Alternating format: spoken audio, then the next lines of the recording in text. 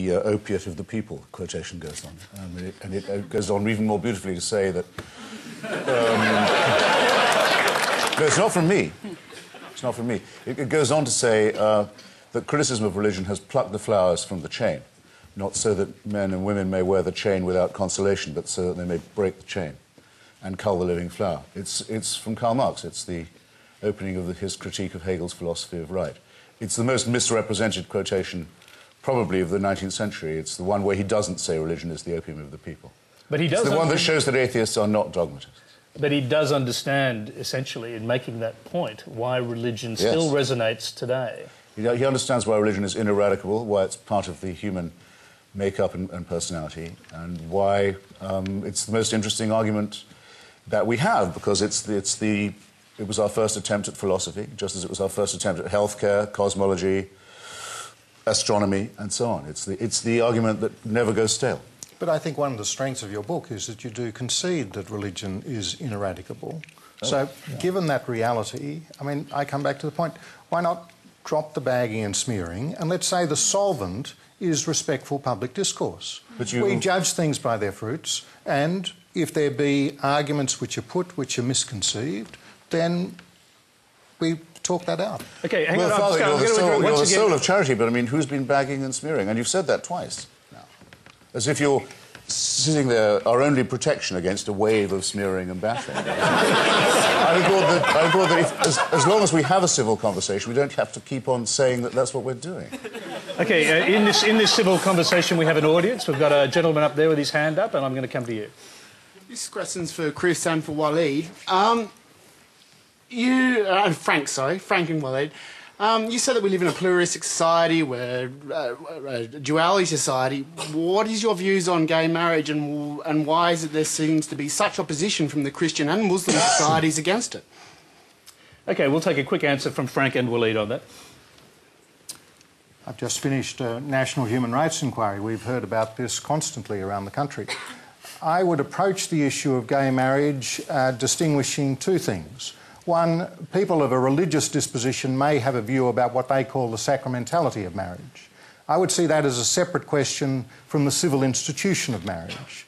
Now, in terms of the civil institution of marriage, I think one of the welcome developments in Australia is we've got to the stage of saying that discrimination against people on the grounds of their sexuality should be wiped out completely, and that we're a better society for that being the case.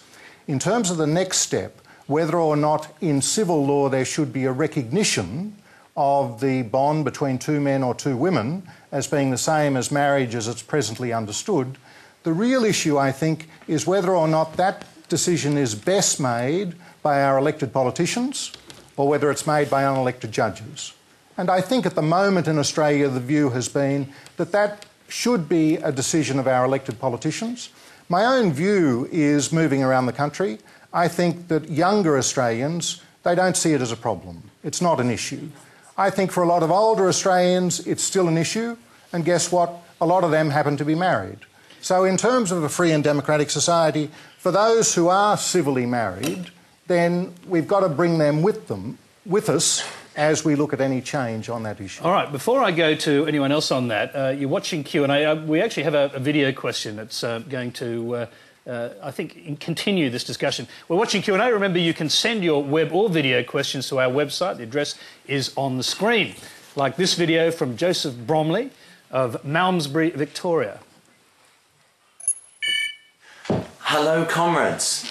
Can we ever hope to live in a truly secular society when the religious maintain their ability to affect political discourse and decision-making on issues such as voluntary euthanasia, same-sex unions, abortion and discrimination in employment? Christoper, this won't mean anything to you, but I was a bit distracted by that because he looks enormously like a young Malcolm Turnbull. I'll just repeat his question. I was thinking Sid Barrett, actually. Can we ever hope to live in a truly secular society when the religions maintain their ability to affect political discourse and decision-making on issues like voluntary euthanasia, same-sex marriage, abortion and discrimination in employment? Waleed Ali. I frankly don't understand the question. Well, I do literally understand the question, but there are assumptions embedded within it that I think need to be examined. I actually think a secular society implies the ability of religious arguments to enter the discourse. The idea of secularism, the reason for it coming into existence, was to open the public discourse to a range of views, religious, irreligious, and otherwise. It's about the separation of church and state. That is, it's about removing the levers of government, the levers of power, from a religious institution like the church. That's a different thing from saying that arguments that have their grounding in some kind of religious commitment cannot be aired. That, to me, is actually an anti-secular position, because what it's doing is it's saying, here are the approved modes of discourse, here are the approved arguments. The idea of a secular society is to say, if you want to come from a socialist perspective, if you want to come from a Christian perspective, an Islamic perspective, a Hindu perspective, or some other perspective that as yet has not been conceived, fine, and we'll sort that out in the political process. I think to say on euthanasia, religious people are not allowed to comment as religious people is ridiculous and anti-secular and anti-liberal. Okay, Sally Warhart.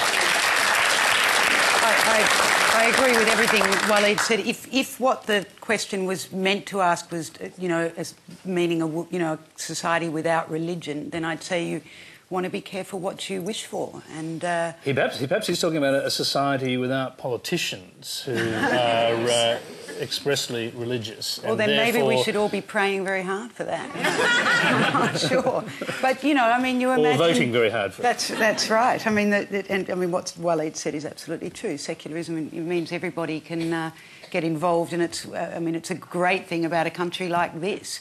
But you imagine back in time. I don't want to imagine a world that never had Mozart or Bach in it. You have to be careful what you ask. You're not religious, though. Why do you value religion?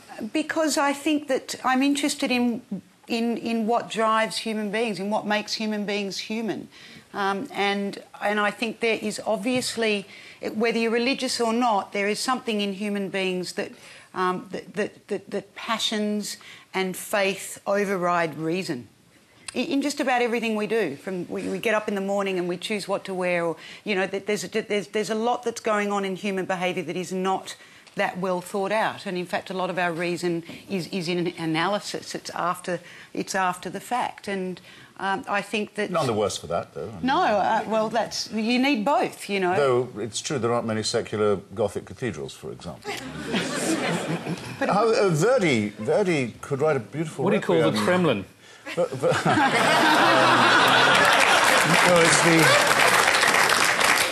it's Verdi could write a very good requiem without actually being a believer, but I don't think that John Donne could have written his sacred poetry not thinking, I don't really believe any of this. I mean, it's quite clear that there's an instinct in all of us for the numinous and the transcendent, you might say. I think you can have it without the supernatural. In fact, I think you have to. Well, again, I couldn't agree more with, if I may call you one in.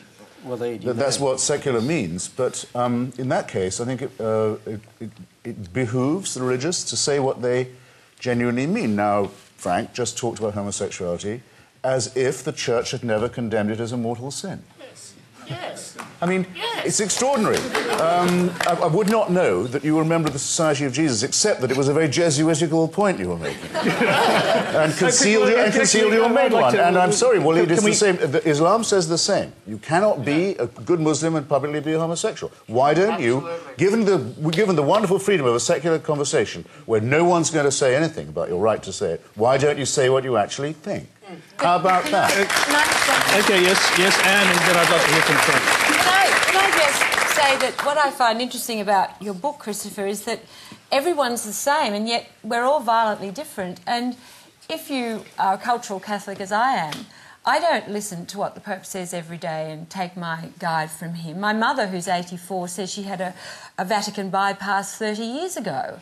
It isn't like you see. Maybe because you're not a believer, you don't understand that. Sounds like progress of a kind. No, but she converted from a completely non-believing family when she was about 20. But the thing is that religion is so manifestly pluralist as well. I mean, there's so many different ways in which people see God.